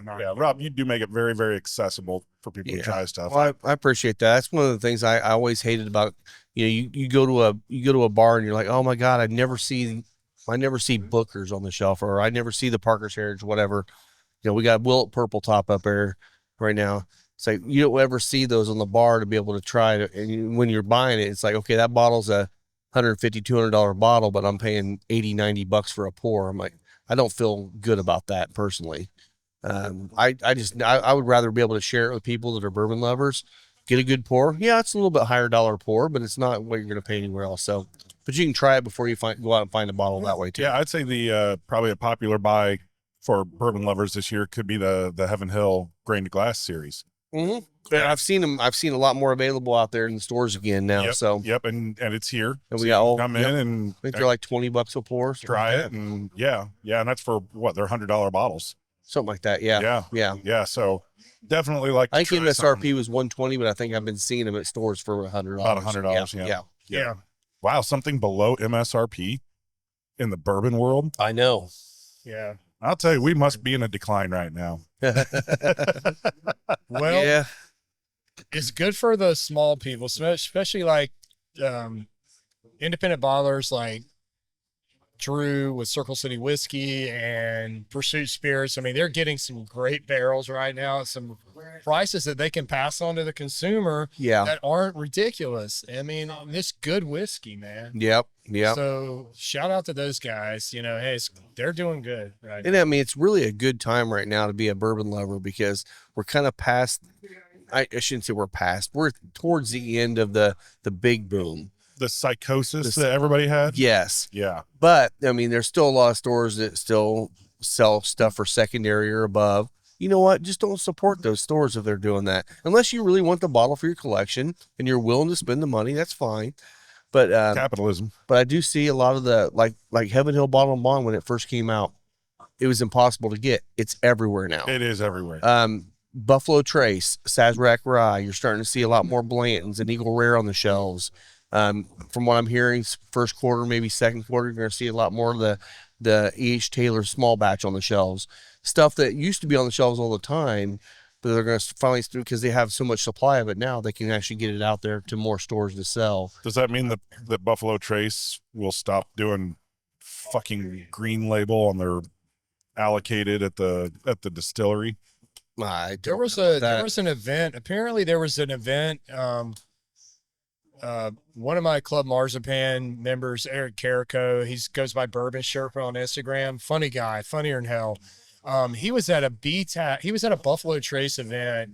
I don't know if it was a private event, but they basically, he had the option. He got to buy, I think he got the option to buy every one of the BTACs at Buffalo Trace. And his point was, he wasn't bragging about it. His point was, when he posted it, was that I'm telling everybody there's going to come a day that where you can buy this at the distillery again. And even at that event, he was able to get all of it. Yeah. So I don't know what a guy paid. I mean, I have no idea what he paid to get there and do it, but I'm sure he paid MSRP for him. He wasn't paying over. Yeah. Yeah, which is what, 119 is MSRP on the B-Town, on most of the B-Tax. Something like that. Yeah. Yeah, $120. I never see it at MSRP, so I don't know. No. I mean, if you get a right to buy, they're almost always at MSRP. I will say, back to the Big Red event yesterday, I think the thing that I was most disappointed with, that was a quote unquote allocated bottle, was that Woodford Reserve Madeira cask finish. Yeah. That was just freaking weird. Yeah. I won't say it was bad. I'll just say I've enjoyed some of their finished bourbons, especially their Sonoma triple finish, where they finished it in 3 red wine casks. I thought that was very good. It's unique, but it was good. I thought this one was just like, I don't know what it is. Is it bourbon? Is it like a rummy kind of winey thing? I couldn't really understand what. I know Scott was saying yesterday, he's never been a big Woodford fan. No. I personally love that 121 too. Oh, it's amazing. Masters Collection came out, and I tried one of the other Masters Collections were there, and it was not near as good as this one. Okay. I still love this. I haven't had much of an impression from their Masters Collection. I've bought a couple bottles, and you have to try this one. I'll try it again. You may have had it once. Okay, then don't worry about it. It's not a big deal. But yeah, it just I don't know. It's something about it just does not hit my palate. I mean, how many people love Four Roses? I don't like Four Roses. I mean, it's a palate thing. Yeah, I'm not a maker's guy. Yeah. So I mean, it's just those. We all have different palates. So Yep. And you're definitely more of a rye guy. I am. So you're not going to get that out of the Woodford collection at all. So well, it's funny. You mentioned Four Roses because my friend was at the distillery yesterday down in Lawrenceburg. Yeah. And he's sending me a picture of all the single barrel cask drinks that they have. And I mean, they had a plethora of all the different recipes. You could pick any one. He's like, hey man, you want me to get you one? I was like, you know what? A year ago, I would have said, hell yeah. But like now, I mean, I've kind of got to the point where there's other stuff I like drinking. I still like the OBSK. Yeah. That was mine. What was the one that we got down here at Elite that I liked really well? Was that OBS or I think you said OESK. OESK? I don't remember. OESK or OBSK? I think it was OESK. Okay. Because that was the first Four Roses I said that's delicious. Yeah. But again, a lot of people love Four Roses, and there's a reason for it. So I just can't believe, Four Roses, that they were one of the front runners in all these specialty single barrels. And I mean, they were there with Blanton's in the early days. Well, you were talking about that yesterday. It's like, what'd they bring to taste? Nothing. Nothing. Small batch, and they didn't have any single barrel. It was nothing. They had 2 bottles. Yeah. The Four Roses nerds out there, they really geek out on the floor of the warehouse that they're in. Oh yeah. What tier they are. If they're those higher tiers, those higher ones, they got so many freaking mash bills, and they have so many different floors. It's like there's so much you have to know. I mean, there's little charts out there for Four Roses, so you can figure out what the hell you just bought. 10 different recipes. Yep. And then you got like wild all turkey, the floors. Yep. Could have brought something, guys. All right, so say, by the way, remember last week we tried the 1958 Jim Beam? Yeah. So I was wrong.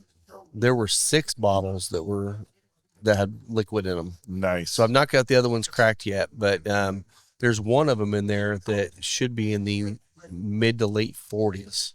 Ooh, nice. Wow. I'm like, okay, here we go. Now, and another the thing 15 or 16-year product. The thing is, all those are going to taste the same. I mean, they're such really old beam. They're probably all going to taste the same, but really cool to taste history. We'll try it. Oh, yeah, of course we will. We'll find out. Oh yeah. Well, I'm putting them into decanters as I pull them out, and then on the back of the bottles, I'm writing what they were based on the bottle. Well, at least the beam that we tasted last week that you decanted. Yeah. I thought I've got that Old Crow Chessman. Yeah. I thought the beam was better. Oh yeah. I really did. That's cool. I thought it was better. It's just cool to taste history. I mean, that's like the wild turkeys. I mean, I like wild turkey now, it's fine. But the old wild turkey, which is the exact same mash bill, but you had probably more pure water, probably less pesticides in the fields, all the different things. It tastes so much softer. And I don't know, it's fun to taste history. Well, like if that. you get something before 1945, then it doesn't have any radiation to it. Right. I don't know. Most people might not know that, but Except for It's not genetically modified. Not genetically modified. every single thing on planet Earth had like a different makeup because the radiation, when they did all the nuclear testing, it went across the entire planet, went in the atmosphere, and now you can tell when something was pre that time frame because it doesn't have it. And a huge thing that we always got to remember too is that the oak trees that were harvested back in the 40s and 50s were a lot older oak trees, a lot more dense than we have now. So Yeah. it's a completely different flavor profile you're getting from the barrel than you will get now. I hadn't even thought about that. Yeah, because they're fast growing oak trees as quickly as they can now. Yeah. Now, as soon as you can harvest them, they take them. Yeah, but we These were got, 100-year-old oak trees they were pulling back then. sometimes 200 and 300. Yeah. Trees will stay for a long time.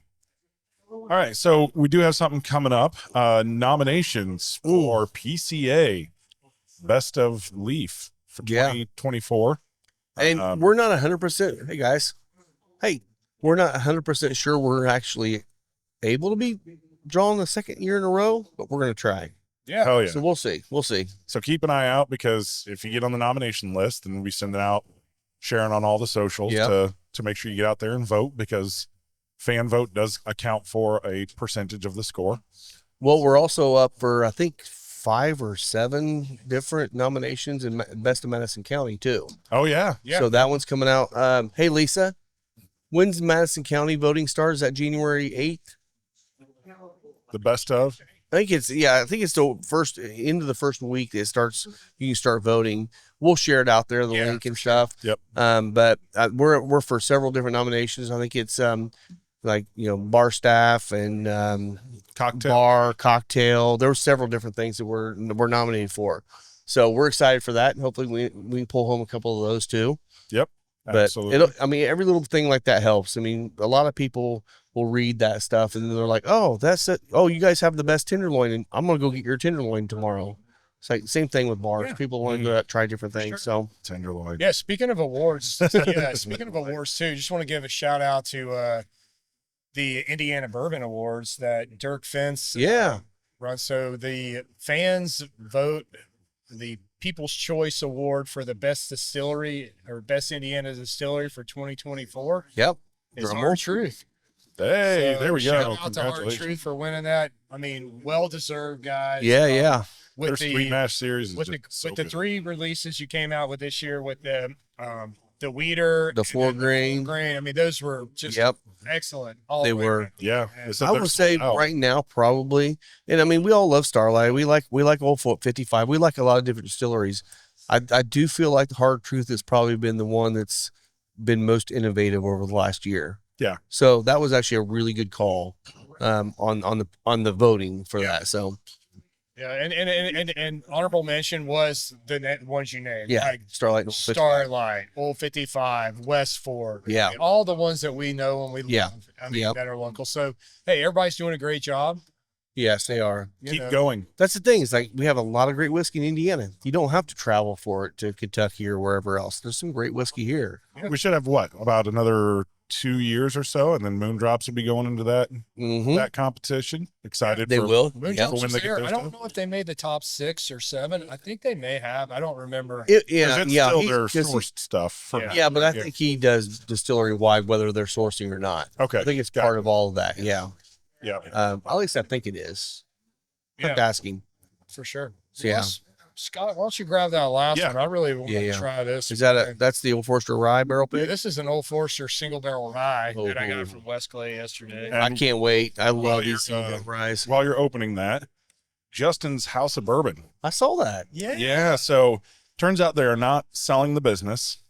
It doesn't sound like they're even going to close the business, but moving locations or something. Their Lexington and Louisville locations both are up in auction, but apparently they're just real estate sales. We didn't know the details on that last week, and That makes sense. yeah, yeah. Real estate on Whiskey Row is a hot commodity. And Yeah. maybe they're like, we need to do this while the iron's hot.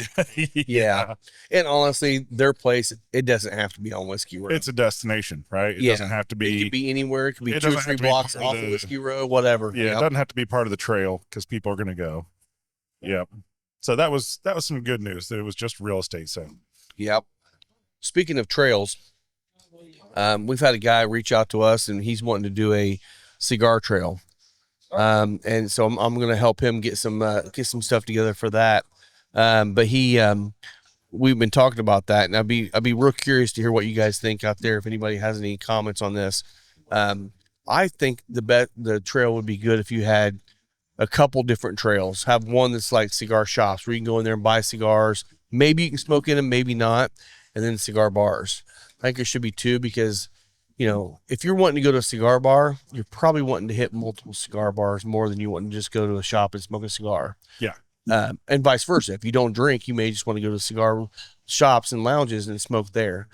So we're looking to see that. Hopefully he'll start getting that together the first of the year. And we counted. We thought there was at least 9 cigar bars. Yeah, there's quite a few in Central Indiana. There's quite a few, and it seems like there's more popping up. Yeah. So Which is great. Absolutely great. there's banana. Oh yeah. Oh yeah. Yeah. Mike did want us to note that the old Homestead Rick House is almost complete. So Mhm. they're moving Yeah, right they've been along building with, that. with what they're going Yeah, on. I saw there. Ellen post that. They're Yeah. there with it. Yeah. Oh, that is delicious. So this is Wow. This Old Forester single barrel is coming in at 130.2 proof. It is from Warehouse L, and it is floor 1. Floor So- 1 at Warehouse L is my favorite. So I have no yeah, idea. So No, I don't know. I but- don't have a clue. so for everyone, when you floor level matters. Yes. It does. Right? So when you talk about floor level, if you're on the first floor, you're going to be in the coolest, most stable Yep. area of the rick house where there's the least amount of temperature fluctuation. Right. Which, you're not going to get as much extraction and push into the barrel as you would if it was on the top shelf. But at the same time, it matures a lot slower It does. than it does on the high level. So You can you're- go a lot longer without. So having you go a 10 or 12 year at the Yeah. top, it's going to be pretty oaky. On the bottom, it's that not. rotate their barrels, we'll move them from the higher racks to the lower areas to try Yeah. to keep them maturing at a proper rate. So But they there's don't also get a lot of distilleries that do not move their barrels. Yeah. Because they want to see that top level just go crazy and the bottom level just slow mature. And they're going to blend, right? I mean, that's the idea there. is Sometimes. You're typically going I to mean, say, we, think of Jimmy Russell 15. There's a certain part of the warehouse or rick house every time they pull those honey barrels because it's something special happens in that barrel. What was Jay Rieger was talking about that yesterday. You were asking them questions Yeah. about the high proof stuff. Talk about that a Yeah, little so bit. when I was talking to the rep from Jay Rieger, we all know some of these single barrels are like hazmats, right? Yeah. They're over 140 proof, Over 150, some of them. over 150, but they're really, really good and they drink very easy, smooth, or approachable. Yeah, There's a difference, yeah. I don't like saying smooth, right. but Smooth. I said, hey man, like, how are you guys getting these barrels? Like, what's going on? He's Yeah. like, well, we're trying to figure it out, but we think we have an idea. He said, there's a very specific part of our rick house that is the closest to the river. And it also happens to be closest to the train tracks. And they have train tracks really right outside of the rick house. And it just blasts and vibrates and shakes those barrels enough constantly all day, every day that it's creating a lot of movement in the barrel. Yeah. And if there's movement in the barrel, you're going to have a lot more flavor profiles coming in and out from the wood. How that factors into the evaporation component of the water evaporating out and creating that higher proof, I'm not sure. But I'm curious. I would imagine their barrel entries probably in that 125 range. It's probably going to be at the highest you can put it in. Right, So it's already going to right. be kind of high. It's amazing to me. It goes up another 25 points. And he said, we know where those barrels are coming from in our Ricketts. So we want those higher proof ones. We know where to go and find them and where we want to put them to keep them coming. So, well, I mean, we've seen the barrel vibration thing, you know, I mean, that's Copper and Kings down in Louisville. yeah. They make brandy and they use subwoofers. They got massive subwoofers down in their basement, which is where they keep all their barrels. And every night they crank it to 11 and just run that thing and shake the barrels. Really? Yeah. That's we actually have been talking about taking the show on the road and going down to Louisville and doing kind of a cigar lounge. There's a few bars down there, Match in Jeffersonville and Executive just outside of Louisville. And what's Bother's shop that used to be his home shop. I can't remember the name of it, but I don't remember either. Yeah, It was his cigar shop. Yeah. Yeah, I can't remember. But But we've talked about going down there, and you know, we've talked about going to Copper and Kings because they have honestly a really, really great tour. Yeah. Like it's an awesome tour. What we should do is we should do a weekend of it. Yeah. And we can get up with Jeremy, with McAuliffe, and get us to maybe do a podcast at Lenny's, that new private cigar. That's there. Yeah. Oh, you talking about Louisville Cigar Company? Yeah, but it's Lenny's. It's also called Lenny's, I think. Oh, is it really? Yeah. Oh, I didn't know they used. I never heard that name. I'm on there. I kind of signed up to join. I haven't officially joined, but I signed up, and I get their text messages when they have events, and they have a lot of events going on. It's Okay. really cool. What if is that the same place? Yeah. Oh, Yeah. I've never heard him actually refer to it as Lenny's. I didn't even think they were open yet. Oh, they're open. I thought they just the last couple of weeks then. They're open. They're having events. Yeah. Okay, good for them. Yeah. We'll have to make a trip down there. I would love to. Yeah. Yep. Do a podcast and hit some tours and. Yeah, I mean, it'd be fun to go. I mean, we'd have to. Unfortunately, you can't go on Mondays because most of those places are closed. But we go on to Tuesday or even a weekend or whatever. Go down there and actually hit Whiskey Row and hit up Angel's Envy and Old Forester and Peerless. I haven't done the Old Forester. Somebody was saying that's. I've never been there either. Great place. Great. The Angels Envy tour is amazing. I've heard that too. Great tour. I've never done either one of those. So I'm thinking, like, I don't get the banana on the palate like I gotten on a couple of these. It's on the nose, but it kind of fades. It's more, I mean, this is a bourbon drinker dry. Yeah. It's not a high rye mash bill. It can't be. I just don't get a ton of rye spice. I mean, it gets the spice, but I don't get a ton of the rye bread notes in it. Yeah. Like that. It's not. I still get banana, aggressive. but it's more like banana bread. It's not as heavy banana like banana runts that your guys were, and it's definitely more banana than what we tasted yesterday. But it's balanced, very well balanced. I am getting a hint of kind of the minty freshness that sometimes come with rye. I get it on the finish. Yep. There you go. At the end, yeah. Yeah, you're it's right. good. Yeah. Yeah, it makes you want to go back and drink more. Yeah. I like it. Yeah. Yeah. I mean, look, with ryes, I'd say 8 or 9 times out of 10, you're going to get some level of mint. Yeah. It's going to be there. If you're not a mint guy, if you don't like mint, there's definitely degrees of that. Some are, this is nice and balanced. Yes. It's not a menthol bomb or That's anything like yeah, that. yeah. And that's when they go like full menthol, that can be really off-putting to some people. I like it.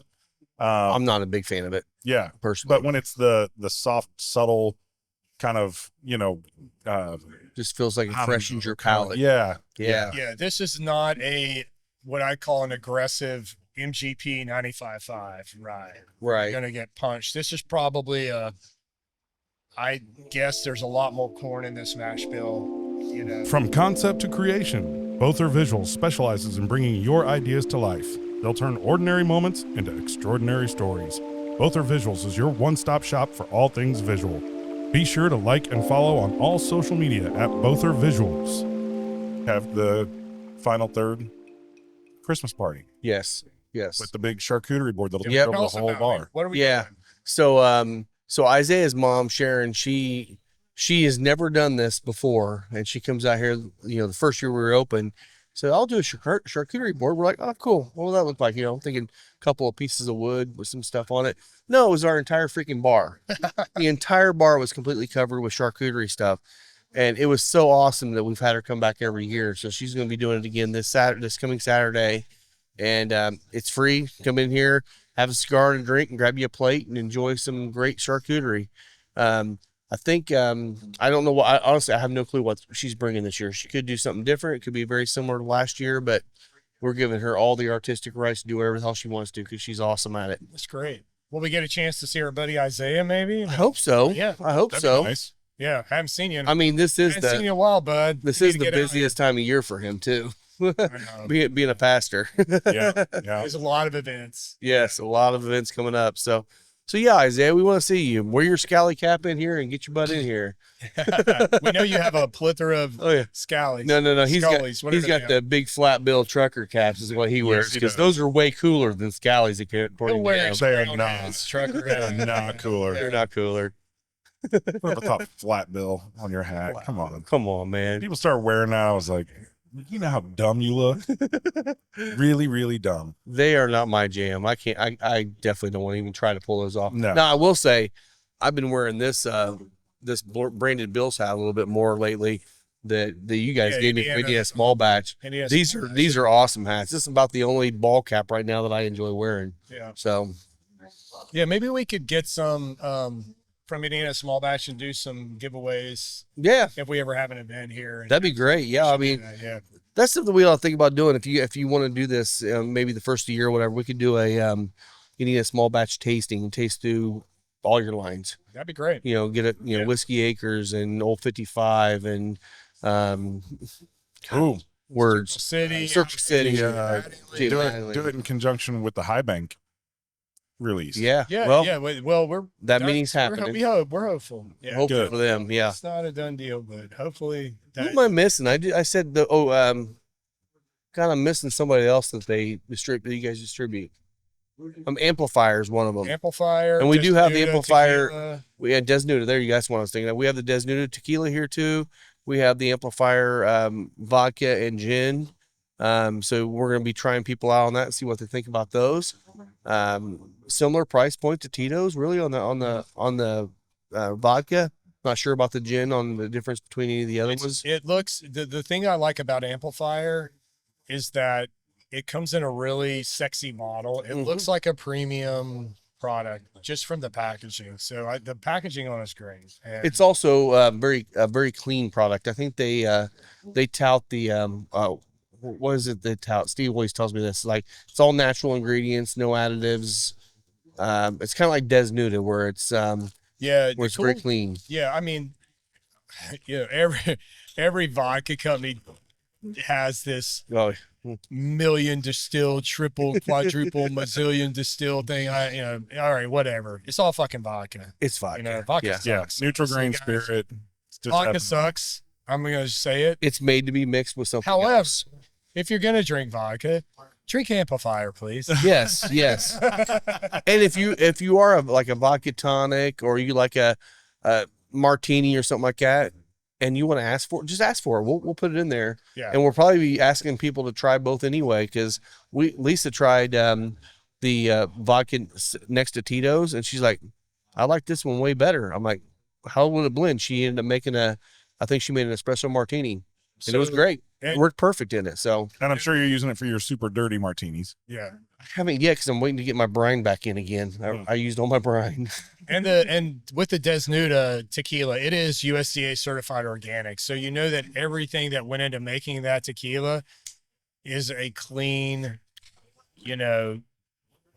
No You know, pesticides, all that clean crap. product Yeah. that went in, no pesticides, no herbicides. And it really does. I mean, it definitely drinks above its price point. Now, I mean, is it Claus Azul? No, But it's not. but it's not Yeah. $2,000 a bottle or Right. $1,000, whatever some of those are. But it grows great. I mean, most people when they order tequila drinks here, a few will drink it neat. Most people are ordering a cocktail with it. It works absolutely perfect in cocktails. Yep. So Now I will say you kind of made me remember something that we tried yesterday yeah. at the Big Red Bourbon Fest, and it was Patron. And I'm not a Patron guy. Like, I don't know. It's not really hit my palate. But they've released this, and I had to look it up to make sure I got the right thing. It's the El Alto Reposado. Okay. And I would say it is a competitor to Class Azul. it was very good. $99 a bottle is what I'm seeing online Okay. for it. And yeah, So I mean, a the tenth of the presentation was price. awesome. Yeah. Yep. Well, I mean, compared to the Clase Azul Reposado is like 150. Oh, is it that cheap? Oh, Yeah. I thought they were all Yeah. above 1,000. No, My bad. no. The, Those the, are the blue and white bottle. That's 150. Yeah, right. yeah, Yeah. yeah. I think it went up to 200 during COVID because they stopped all production. But it's back down. It was $100 a bottle pre-COVID, and I think it's like a 150 now. Now, I will say I love Cristalino. Yeah. Cristalino tequila. Actually, that Cristalino bourbon you and I tried. There was a Cristalino Patron there. There yesterday. was, and I We tried didn't- it, Did and it you was try it? not very good. Okay. Really? Okay. It was not near as Yeah. good as any other Cristalino I've ever had. So, Okay. Well, I'm a Reposado guy. I like Reposado tequilas. They don't seem to be the most popular. Tends to be either, silver or Blanco or Añejo. I think repos go better in a cocktail I do too. because it gets a little bit more complexity. Yep. You know, you the got it. Blanco is going to be a little softer, a little sweeter. The Añejo is going to be a little oakier, but that in the middle with that repo is just, it pulls all the flavors and the spice notes and You're everything going out to of get it. the agave. It's going to Yeah. come through. It's not going to be masked by It's the a little funky at times, and that's a Yep. good thing in a cocktail. Yep. So Yep. So I'm definitely a Reposado fan, and kudos to Patron for, being willing to continue to try and do unique things in the marketplace Yeah. when they've got. I mean, come on, if you're some sort of frat boy college kid, you're drinking Patron, yeah. Blanco from the bottle. That's just Or the guy that got pulled over out here the other day. right. I don't know if you heard about that or No, not. I Lisa and Tam were getting ready to leave, and there was a car. It was a big SUV parked right over here, and Tam's like, I think he's been there for like an hour, and it was running. And Lisa went over there, and she called me. I'm like, get the hell away from that car. You don't know what the hell this guy's doing. Well, I had to call the police to make sure, because it was blacked out windows. Didn't know if the guy was dead inside or what. Yeah. So called them over. They came over. Yeah, he had a big bottle of Patron sitting in his front seat, half empty, and he was passed out in his car. Wow. I'm like, feel Folks, bad for him. Good for him. He pulled over and didn't kill somebody. but But don't drink and drive. don't drink and drive. Really? Don't drink and drive. Come on, aren't we past that? Like, it still amazes me. I love watching that On Patrol live. I don't know, it's kind of silly, but I just think it's hilarious. And there's so many times it's just Deweys everywhere. Yeah, yeah. Everywhere. Folks, don't drink and drive. No, we're in a Get a world now. ride. I mean, is it really worth changing your life over spending 30, 40, 50 bucks for an Uber to go home? Come on. Call It's not. somebody, call a friend, Call a anyone. friend, anything. There's plenty of people out there to give you a ride. Yep. Yeah. Just deal with Agreed. it. Okay, you got yourself too hammered to drive, and don't drive. And we're coming into that time of year where a lot of parties are happening and stuff. Just don't do it. It's not worth it. I mean, it's going to change your life. Oh yeah, that's right. We have a guy that's out of Fortville. Yeah. Um, We don't know anything about this guy yet, so I'm not going to bring up the names or anything yet. We're going to vet him out.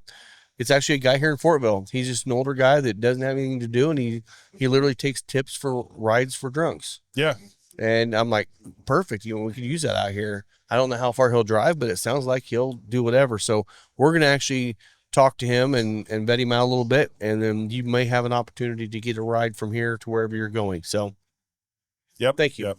Yeah. Good call. Okay, so I'm getting to the very end of this. Obviously, the last third. I already let mine down. It's awesome. It is. I mean, this is I don't want it to end. No, Yeah, I don't either. Yeah, In fact, I'd even say that, lots of times you get to the end of a cigar like this that has these complex notes and they start to fall off and you just kind of get single note. That did not happen. Nope. I'm still getting all the great little kind of herbal, floral. Yeah. I mean, out of the very end of this, it didn't pick up aggressively on the pepper or anything like that where it just overruns it.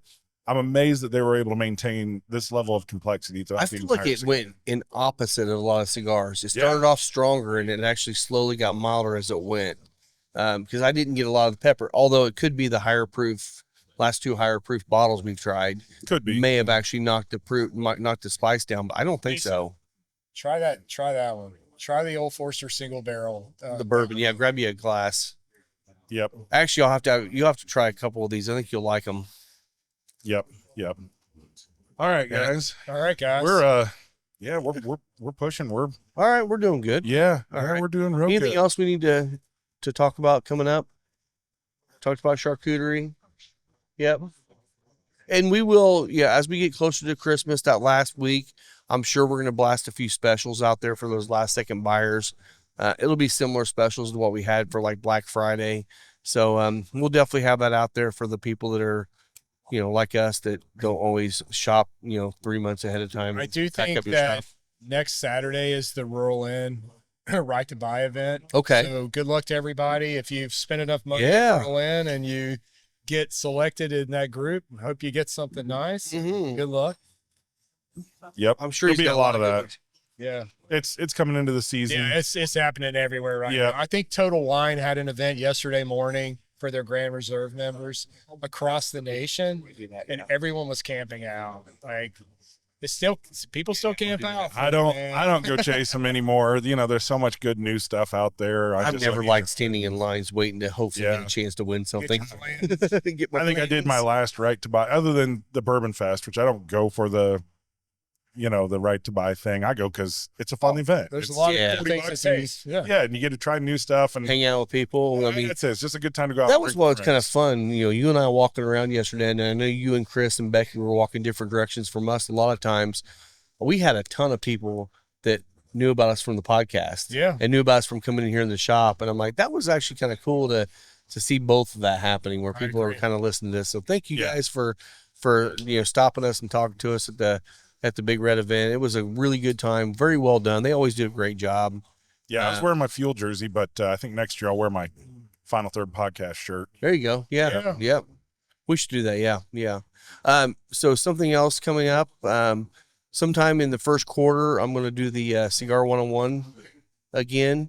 That went over really, really well, and a lot of people have been asking about it again. So we're going to do that again. Literally just talk about cigars from seed to smoke, and we're going to be talking about that all the way through the process. And it'll probably be a little different than last year, because I'm sure I'm going to be able to narrow down a few more notes that I didn't have before.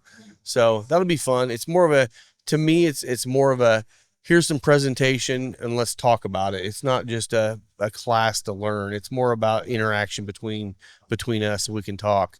And the cool thing, like last year, we had several people that were big time into bourbon, just like we are, or cigars like we are, and they were bringing a lot of topics up that were great that I didn't even think about talking about. So it definitely is a conversation. So if you're interested in learning more or just meeting more people that are nerding out over cigars like we are, then come in for that. It'll more than likely it'll be probably either a Wednesday or a Thursday night. That just seems to be a good night for something like that.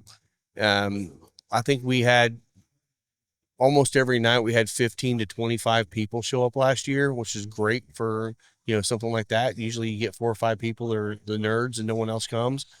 But what was really cool about it was so many of those guys that met each other, and women. There was a lot of women that came too. They started coming in together on the same nights because they became friends during that event. Yeah. And that's the best part. And honestly, it's a free event. So you can bring in a group of your friends, come in here, learn a lot. Especially if you're new to cigars and new to cigar smoking, you want to come learn about just some basic things. And it's a very chill, laid back environment. Everyone's has a great time, and you'll have some great drinks and have a great cigar. Yep. Literally just come in here, grab whatever cigar you want to smoke and drink. And those are not free. Sorry about that. They're not free. But the entire night will be free. It's not paid to come and get a ticket. Yes. Yoda. Right. Yoder. Show me your ankles, Greta. I will say, since we're in the holiday season, one thing I love about coming in here is you always get to see people maybe you haven't seen for a while. Mm-hmm. The weather turns cold. People start thinking, what am I going to do? It's dark at like 4:30. Yeah. And they come to the Cigar Lounge. Yeah. Right. And so definitely get out here in the next few weeks before Christmas. A lot of good people around. You're going to get to make some new friends, see some old friends. Maybe you haven't been in for a while. Yeah. I know we had a lot of people that were like, oh yeah, I need to get back out there. Haven't been for a while. And and even the comments of, it's getting cold, it's a perfect time to go to the Cigar Lounge. So absolutely. Definitely get out here and enjoy lots of new liquors, find out what you like. Don't forget about the Dear Santa. Yeah. Mark down what you want and hand it off to Rob or Lisa or your spouse. They can bring it in. We still have 3 weeks left. So yeah, there's time. Yeah. There's plenty of time. And not just cigars, but all the cigar accessories, the cutters, the lighters, some of the best cigar gifts I've given to people that still come to me this day and thank me for are the Colibri cutters. Yeah. Oh yeah. They love those. They love this cutter. This cutter is amazing. It's a workhorse. Yeah. Yeah. I mean, I've had mine for years and it's awesome. Yep. So, Yep. well, cool. All right, Well, guys. Well, I think we're going to wrap this one up. Yeah. It's been a good show.